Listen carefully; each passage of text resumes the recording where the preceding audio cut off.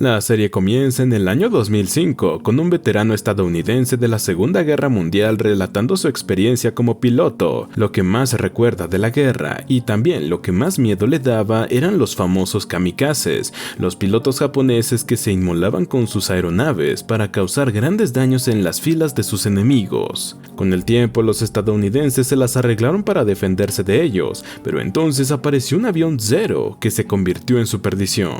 De vuelta al presente, en Japón conocemos a Keiko, una joven reportera que insta a su vago hermano Kentaro a investigar la vida de su verdadero abuelo, un soldado que murió durante la Segunda Guerra Mundial. Resulta que hace años, cuando falleció su abuela materna, Matsuno, su abuelo materno, Ichiro les reveló que no comparte lazos sanguíneos con ellos, dado que no fue el primer marido de la difunta. Kyoko, la madre de los hermanos, tampoco es una opción, pues Matsuno nunca le contó nada sobre su verdadero padre. Lo único que tienen los hermanos de su misterioso abuelo es su expediente de guerra con su nombre, Miyabe. Con ese documento también se enteran de que murió como un piloto kamikaze. Entonces los hermanos visitan a Hasegawa, un veterano que sirvió en la misma unidad que Miyabe. Lejos de recordarlo con cariño, el anciano proclama que ese hombre fue el mayor cobarde durante la guerra. Esto nos lleva a un flashback de aquella época en la que finalmente conocemos a Miyabe, un piloto kamikaze que, contrario a sus compañeros, se rehusaba a morir en batalla. Apreciaba la vida por sobre todas las cosas, incluso su nación. El propio Hasegawa lo veía huir de los combates aéreos con su avión Zero, cuando se suponía que esos aviones debían cubrir a los otros más grandes. En otra batalla, Hasegawa tuvo que hacer esto y por poco perdió su vida. Al volver a la base se dio cuenta de que todos los aviones Zero estaban dañados menos uno, el de Miyabe. Al escuchar esa historia, Keiko le da la razón a su difunto abuelo, argumentando que si todos pensaran como él, no habría más guerras. Furioso, el anciano les recuerda que por cubrir su labor perdió un brazo, mientras que su cobarde abuelo solo huía de los disparos. Claro, cuando le muestran el reporte de muerte de Miyabe, Hasegawa no puede creérselo. El cobarde murió en batalla y el valiente aún respira. Irónico. En su próxima visita, los hermanos conocen a Itou, otro veterano que sirvió con su abuelo en varias batallas, entre las que más destaca Pearl Harbor. Tras esa victoria japonesa, todos sus pilotos celebraron, menos Miyabe, quien se preocupaba más por los camaradas que perdieron en el combate. En esa batalla fue testigo de cómo un par de pilotos de un bombardero averiado se despidieron de él y se lanzaron de lleno a su muerte. Miyabe no podía creer que alguien pudiera sonreír así justo antes de morir, así que Itou le explicó que ellos se sentían felices por defender su nación, aunque no le hizo cambiar de opinión. Hasta el día de hoy, Itou no entiende cómo un hombre con esa mentalidad pudo haber ingresado al ejército como voluntario de las fuerzas kamikazes. La última vez que el veterano vio a Miyabe fue en una desastrosa batalla para los japoneses, cuando perdieron 4 portaaviones apenas un año después de Pearl Harbor. Pese a que no ha escuchado lo que quería sobre su abuelo, Keiko redacta un primer reporte sobre él y se lo presenta a su jefe, Ryuji, el cual le da el visto bueno para el evento especial del 60 aniversario de la Segunda Guerra Mundial. En busca de más información, la reportera y su hermano visitan en un hospital para veteranos a Isaki, un viejo camarada de Miyabe que admiraba su cuidadoso estilo de vuelo. Contrario a los otros soldados, Isaki siempre defendió a Miyabe de los comentarios que lo tachaban de cobarde, así ensuciará su reputación en el proceso. En otro flashback, los pilotos Zero se preparaban para apoyar una base aliada invadida por el enemigo. El único que se atrevió a decir que ese plan era una locura fue Miyabe, lo que le ganó unas cuantas bofetadas de parte de sus superiores. Luego de esto, solo un soldado se acercó a escucharlo, Isaki, así que Miyabe le confesó que odiaba el avión Zero porque solo fue creado para combatir, no para garantizar el regreso de sus pilotos. A la hora de cenar, uno de los soldados demandó a manera de broma una mejor comida, ya que son ellos los que se juegan el cuello en el campo. Para la próxima cena, los chefs los sorprendieron con mejores platillos, aunque la felicidad de los soldados se diluyó al darse cuenta de un asiento vacío que antes le pertenecía al hombre que solicitó una mejor comida. Así se enteraban de las muertes de sus camaradas, no en el campo de batalla, sino en el comedor. De solo recordar eso, Isaki empieza a sufrir de un ataque, mientras aclama que Miyabe fue el único que les mostró a los soldados la empatía que sus superiores jamás les concedieron. De hecho, hoy está respirando gracias a Miyabe. Durante un fiero combate aéreo en la guerra, Isaki fue acorralado por 2 pilotos enemigos que no se iban a detener hasta derribarlo. Sabía que tenía que morir, aunque el japonés no quería. Justo entonces Miyabe se alzó como un ángel entre los cielos y derribó un avión enemigo, causando que el otro huyera. Para Isaki, eso explica por qué se mantenía alejado de los combates. Solo así podía tener una visión clara del camarada que necesitaba ayuda. Un verdadero cobarde jamás haría algo así. Ni siquiera permitía que los pilotos a su cargo se convirtieran en kamikazes una vez que sus aviones se quedaban sin suficiente combustible para regresar. Este fue el caso de Koyama, un piloto que anhelaba morir por su nación, pero Miyabe le ordenó que volviera a la base. Por desgracia, Koyama se quedó sin combustible y acabó cayendo al océano. Isaki enfureció con su capitán, preguntándole por qué dejó que la muerte de su camarada fuese en vano. En su defensa, Miyabe le recordó que tenía seres queridos esperándolo en casa, lo cual siempre será motivo para proteger sus vidas, así las probabilidades no les favorezcan. Desde ese día, Isaki ha estado agradecido con Miyabe, porque gracias a él pudo ver de nuevo a su familia. Sin embargo, Miyabe también era despiadado cuando debía hacerlo, como cuando acribilló a sangre fría a un piloto estadounidense que se había eyectado de su avión. Según las reglas japonesas, estaba prohibido matar a un enemigo ya derrotado, pero él lo hizo de todas formas. Cuando Isaki lo confrontó por esto, Miyabe le dejó claro que de haberlo dejado vivir, ese piloto habría aniquilado a más camaradas japoneses. No lo mató por maldad, sino por compañerismo. Más adelante, durante una tranquila noche de descanso, Miyabe le mostró a Isaki una foto de su esposa Matsuno y su pequeña bebé Kiyoko. El hombre se casó con ella una semana antes de ser desplegado. Si bien sabía que su muerte era casi segura en la guerra, decidió tomar ese riesgo con ella. Eso también significa que nunca conoció oficialmente a su hija Kiyoko, más allá de las fotos que le enviaba a su esposa. Lejos de venirse abajo, Miyabe lo veía como otra razón para proteger su vida. De vuelta al presente, Isaki confiesa que le quedan 3 meses según el doctor, pero ahora se ha dado cuenta para qué ha vivido tanto, para contarle a los nietos de Miyabe la verdad sobre él. En su próxima parada, Keiko y Kentaro conocen a Nagai, un excéntrico de mantenimiento que se encargaba de la flota aérea de la que formaba parte Miyabe. Él siempre fue muy quisquilloso con su aeronave, a pesar de que volvía intacta de las batallas. Si bien Nagai llegó a pensar que era un cobarde por esto, con el tiempo descubrió una fuga de combustible en su aeronave, algo que el propio Miyabe ya había adivinado solo por el sonido del motor. Tiempo después, un soldado estadounidense cayó en la base de los pilotos tras un combate aéreo. A pesar de que usó el paracaídas, el hombre ya había muerto. En eso, los japoneses rebuscaron entre sus pertenencias y encontraron una foto de su esposa desnuda. Apenas vio esto, Miyabe tomó la foto y la puso entre las manos del difunto, en señal de respeto. A su vez, se nos muestra un flashback de la última noche del piloto y su esposa juntos, cuando ella empacó un chaleco extra entre sus pertenencias para que se protegiera del frío. De esa manera trataba de ocultar su frustración por la partida de su marido, cuando ni siquiera habían cumplido una semana de casados. El hombre la abrazó conmovido, prometiéndole que regresaría a casa cueste lo que cueste. Regresando al presente, Kentaro y Keiko visitan un ancianato para escuchar las historias de Tanigawa, un piloto veterano que conoció a su abuelo en tiempos de guerra. Debido al intenso avance de los buques estadounidenses hacia su país, muchos pilotos japoneses no tuvieron otra que inmolarse con sus aviones para frenar al enemigo.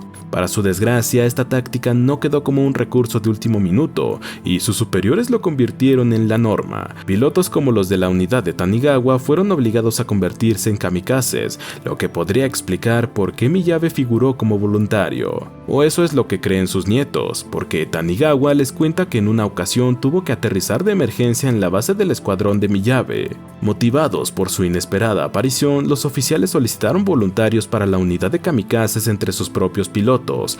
Todos dieron un paso al frente, menos Miyabe, quien con mucha valentía aclamó que quería seguir viviendo. Como Tanigawa parecía orgulloso al presentarse como voluntario, Miyabe le pidió que recordara a su esposa esperando por él en casa. Su muerte no cambiaría para nada la guerra, pero arruinaría por completo la vida de ella. Hasta el día de hoy, Tanigawa no comprende cómo es que Miyabe murió en un ataque kamikaze si tenía la suficiente habilidad como piloto para realizar un aterrizaje de emergencia. En la siguiente escena vemos a los hermanos visitando la oficina de Takeda, un poderoso empresario que entrenó como piloto durante la Segunda Guerra Mundial. Como Ryuji, el jefe de Keiko, logró concretar la reunión con él, empieza a atiborrarlo de preguntas sobre su paso por la guerra, comparando la mentalidad de los terroristas que destruyeron las Torres Gemelas con los kamikazes japoneses. Takeda enfurece de solo escuchar eso y le deja claro que los japoneses dieron sus vidas para proteger a la nación, no para masacrar inocentes. De hecho, los medios de aquella época se encargaron de pintar a los kamikazes como valientes voluntarios, cuando la realidad es que a todos les lavaron el cerebro. Ante su molestia, Ryuji prefiere retirarse para dejar que los hermanos hablen con el anciano, quien les cuenta que fue uno de los tantos estudiantes universitarios que tuvieron que alistarse en el ejército. Fue entonces cuando conoció a Miyabe en su faceta de instructor de vuelo y solía reprobar a los reclutas. Takeda sentía frustración por esto, ya que quería convertirse en piloto, pero fue gracias a Miyabe que nunca pisó el campo de batalla. Mediante sus bajas calificaciones lo estaba protegiendo de una muerte segura. En consecuencia, el ejército removió a Miyabe como instructor y les entregó a los reclutas un formulario para ingresar en la unidad kamikaze, sin importar que no estuvieran preparados. Como no querían quedar como cobardes, la mayoría de estudiantes acabaron firmando con mucha dificultad, porque sus manos no dejaban de temblar. Cuando escucharon los rumores de que Miyabe se rehusó a presentarse como voluntario, Takeda y sus colegas no lo juzgaron. Lo contrario, empezaron a entender por qué les daba malas notas y su expresión de tristeza cuando los veía mejorar como pilotos.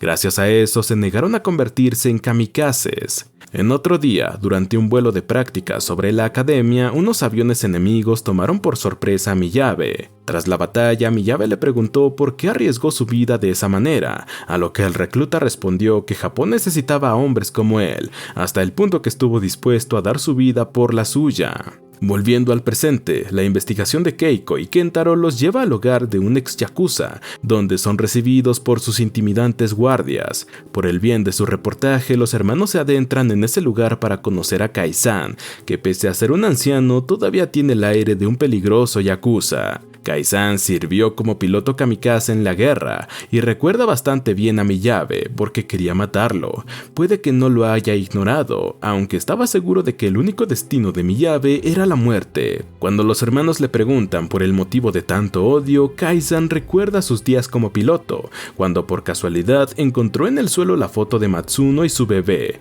No tardó en devolvérsela a su respectivo dueño, aunque su rostro estaba lleno de ira. Mientras que sus camaradas morían valientemente en batalla, Miyabe no paraba de decirles cuánto extrañaba a su familia y lo mucho que deseaba regresar con ella. Eso no era lo único que le molestaba a Kai-san, sino que sentía envidia de un piloto tan habilidoso como Miyabe, cuyo récord de aeronaves derribadas era 100, mucho más que las 20 de Kai-san. Este último, dudando de los rumores, le preguntó a Miyabe cuántos aviones había derribado, aunque él contestó que no llevaba la cuenta. Lo único que le importaba era salir vivo de las batallas. No es una cuestión de competencia, sino de supervivencia. Si bien hablaba con la verdad, Kai-san creía que estaba fingiendo ser modesto para demostrar que es mejor que los demás. Harto de la situación, le propuso un entrenamiento de combate a Miyabe con la clara intención de humillarlo. Lejos de complacerlo, Miyabe reconoció que Kai-san lo supera en combate y no tenía por qué probarlo. De nuevo, Kai-san se sintió humillado, por lo que tras una batalla aérea en la que solo él y Miyabe salieron vivos, aprovechó el momento para proponerle un combate de práctica. Ante su insistencia, Miyabe no tuvo otra que aceptar, y en cuestión de segundos desapareció de la vista de su oponente. Cuando este por fin logró encontrarlo, ya estaba detrás de su avión, lo que significaba que en un combate real lo habría derribado. Hecho eso, Miyabe retomó el rumbo a la base, pero Kai-san, incapaz de aceptar su derrota, abrió fuego contra su avión. De nuevo, Miyabe lo esquivó con facilidad y lo colocó en su mira. Esta vez, Kai-san estaba preparado para morir, porque había hecho algo imperdonable. Incluso le imploró al otro piloto que disparara, aunque este decidió perdonarle la vida. Sin otra opción, Kai-san empezó a descender para inmolarse, pero Miyabe se interpuso en el camino.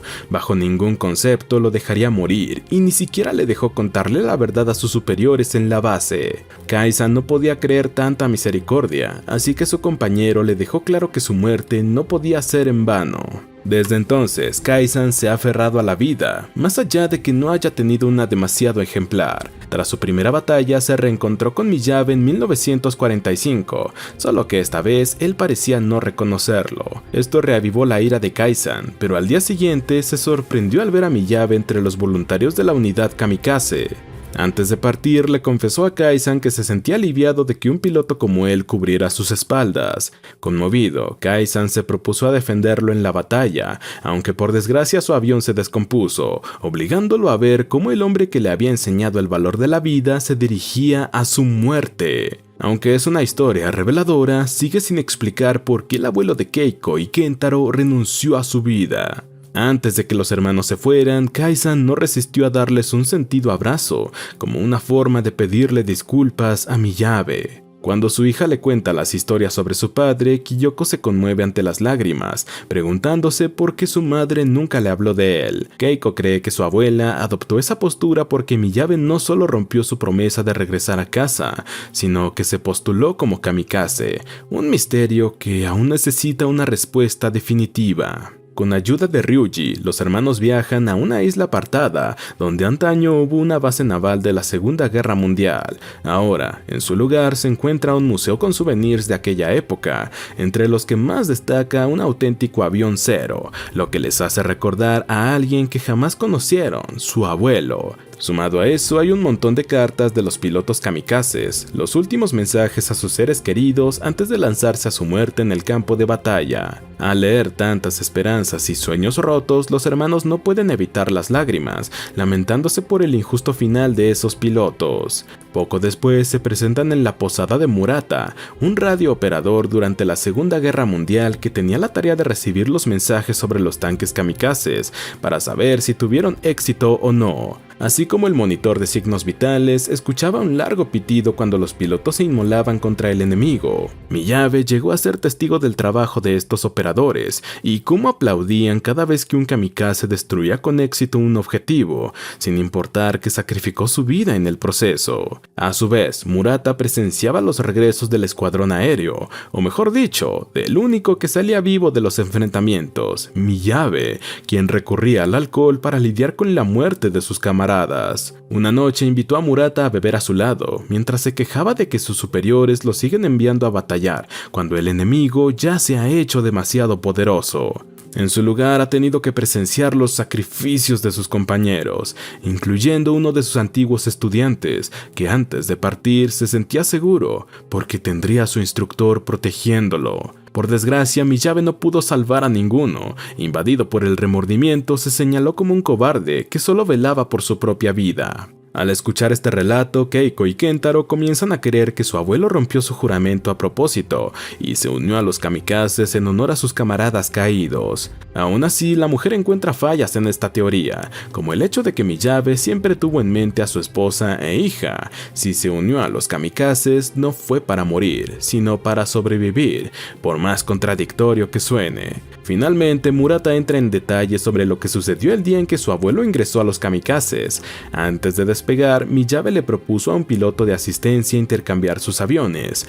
Sorprendido, el piloto se negó de inmediato, argumentando que su avión Zero es un viejo modelo 21, mientras que el de él es un modelo 52, el más moderno para la época. No tenía sentido que un piloto tan experimentado como Miyabe usara un avión que no estuviera a la altura de sus habilidades. No obstante, el hombre insistió de nuevo con su petición, que para este punto ya era una orden. De esa forma, ascendió a los cielos con el viejo modelo 21. Esa fue la última vez que Murata vio a Miyabe, porque poco después recibió la confirmación de que se inmoló para atacar un buque enemigo. Para desgracia de Keiko y Kentaro, parece que el reporte oficial sobre la muerte de su abuelo siempre fue real. En eso, Murata añade que de los 6 aviones que partieron en el ataque, solo uno regresó a la base por problemas de motor.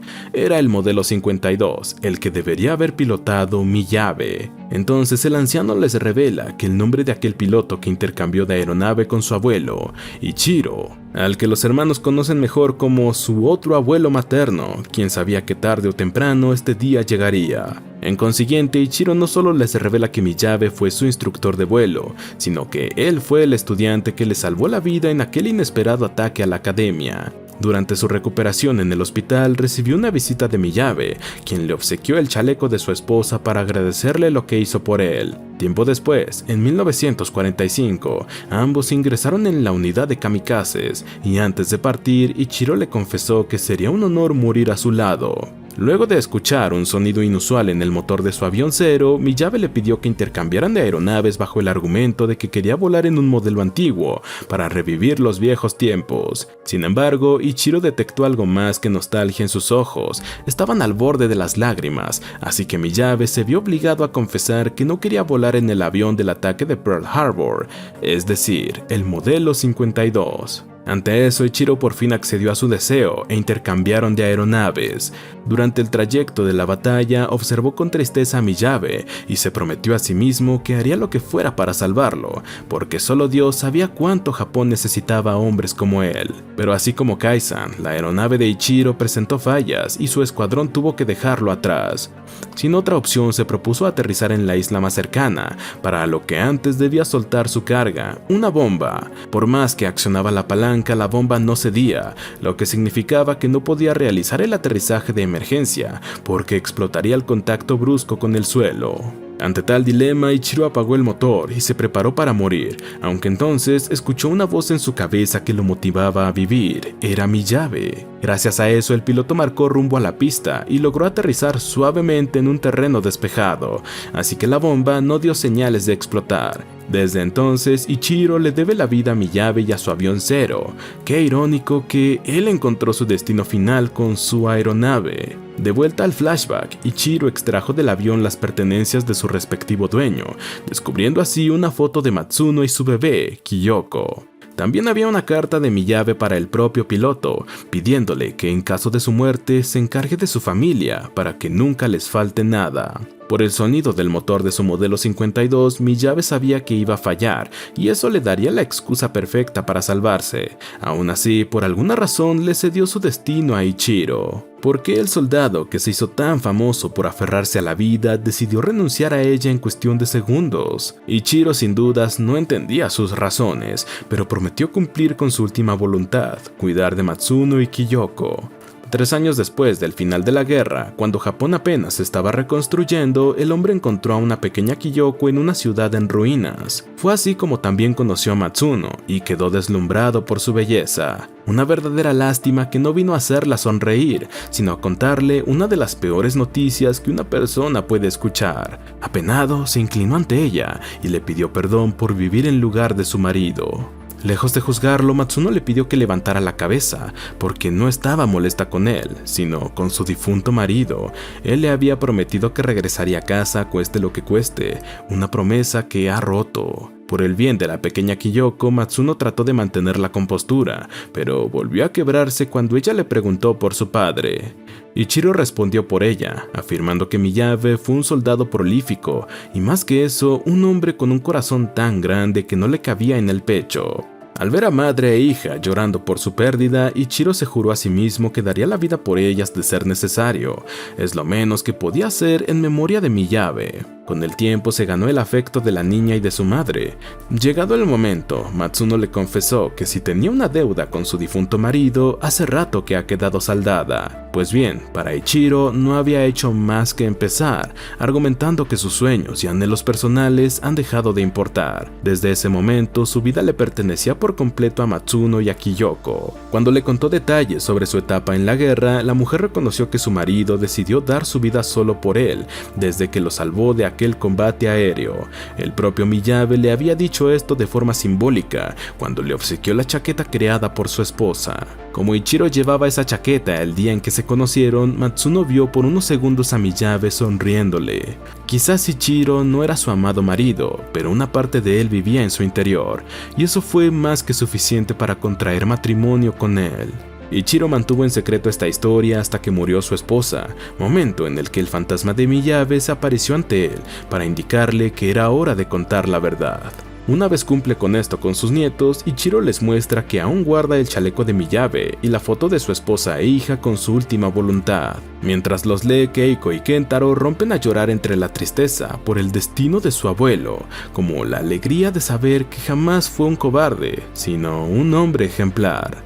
En la búsqueda de un reportaje interesante, acabaron encontrando respuestas de su historia familiar y unas ganas de vivir como nunca. Juntos, los hermanos marchan hacia un mejor mañana, listos para portar con orgullo el legado de su abuelo, el legendario piloto Miyabe. Y así termina esta miniserie. Suscríbete, activa las notificaciones y gracias por ver.